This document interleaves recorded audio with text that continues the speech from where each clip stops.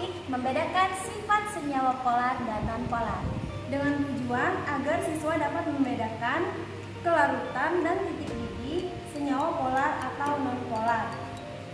Ya, sebelum kita melakukan praktikum, ada baiknya kita menjaga keselamatan kerja kita saat melakukan praktikum, seperti menggunakan jas lab, menggunakan sarung tangan, dan menggunakan masker.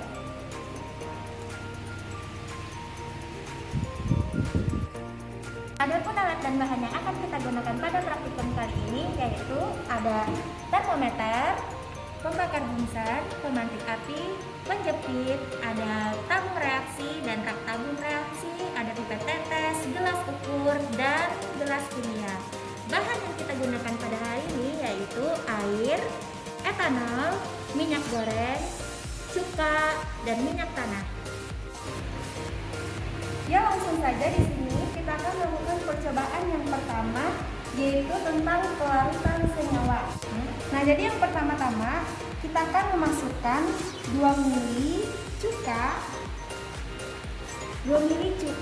ke dalam tabung reaksi.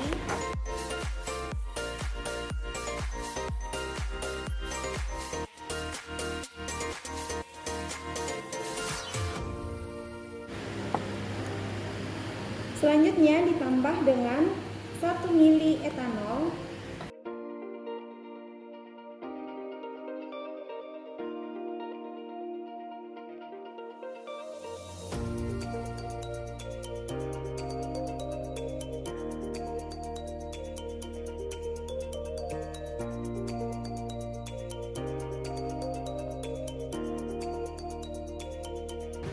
Cuka dengan etanol sebelum dikocok. Kemudian dikocok selama 30 detik.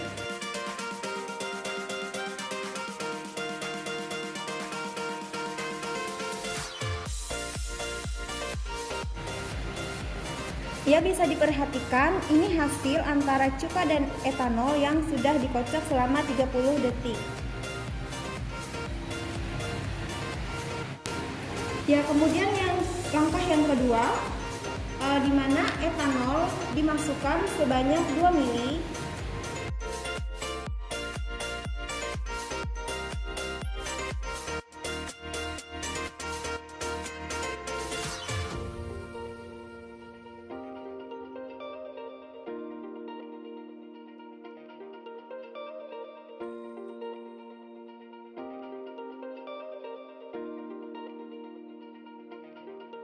Ditambahkan dengan air sebanyak 1 ml.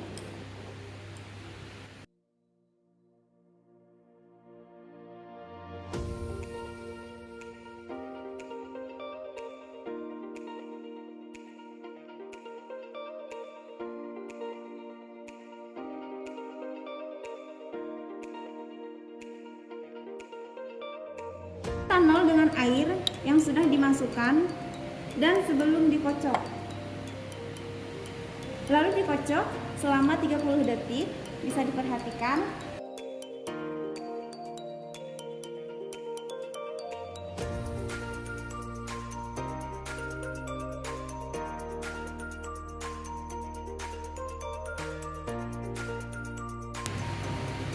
Dan selanjutnya kita akan masuk dalam langkah yang ketiga, yaitu dimasukkan minyak goreng sebanyak 2 ml.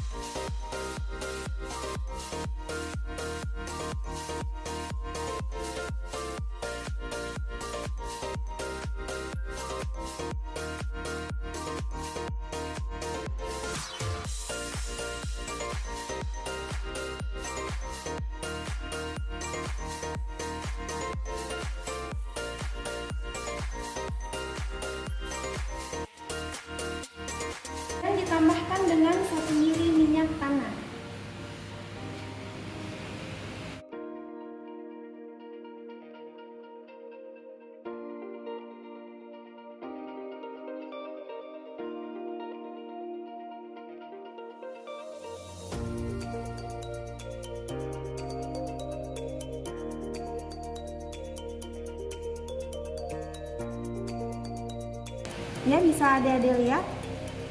Ini penampakan sebelum minyak goreng dan minyak tanah dikocok. Kemudian dikocok selama 30 detik.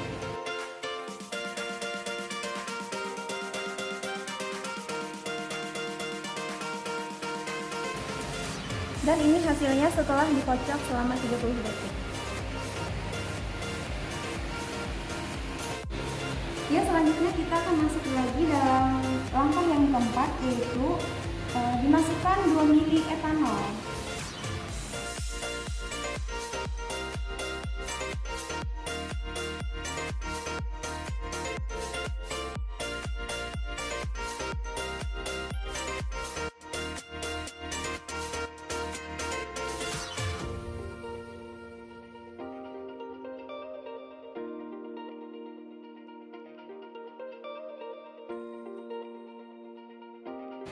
Ditambahkan dengan 1 ml minyak goreng,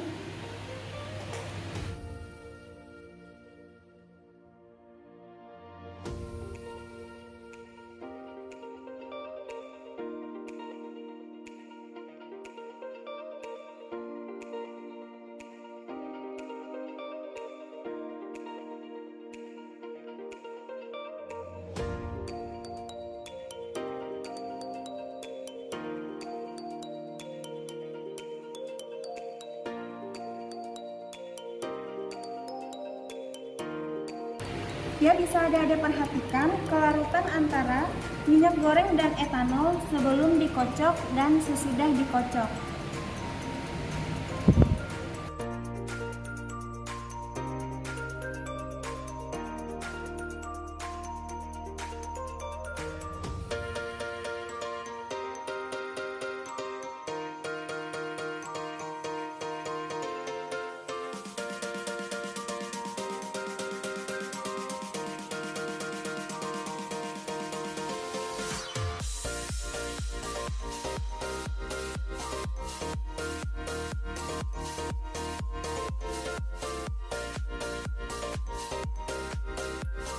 Sekarang kita akan melakukan percobaan yang kedua, yaitu tentang titik didih senyawa.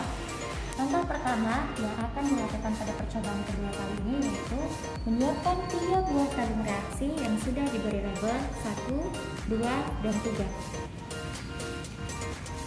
Yang kedua yaitu memasukkan 2 ml etanol pada tabung reaksi 1, lalu panaskan dengan pemanas bunsen sampai mendidih.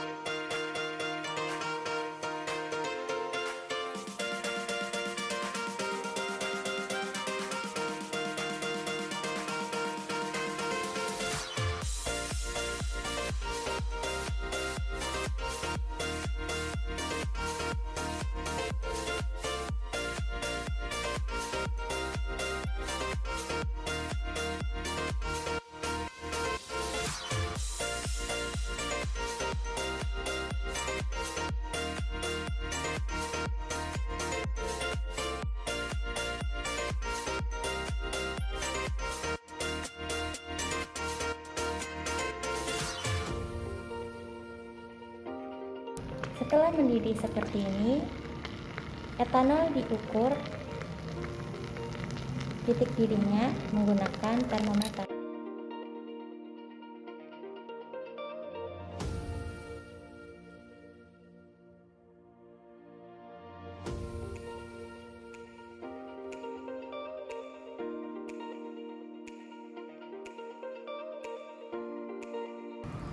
Didapatkan hasil dari di titik didih etanol yaitu 78 derajat Celcius. Langkah kedua yaitu memasukkan 2 ml air pada tabung reaksi yang nomor 2.